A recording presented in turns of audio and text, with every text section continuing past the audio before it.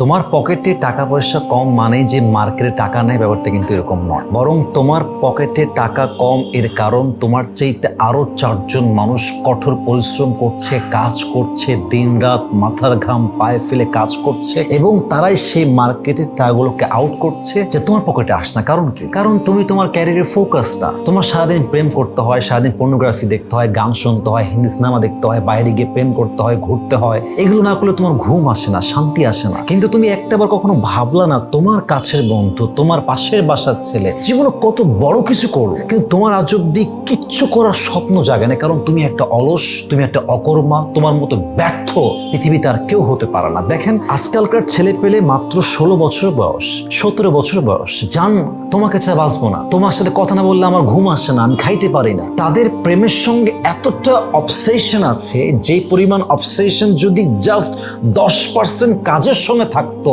Definitely সেটা ইতিহাস তৈরি করতে পারতো। কিন্তু মানুষের ব্যাপারটা হচ্ছে যে কাজের সময় আসলে সব বাহানা তৈরি হয়ে যাবে।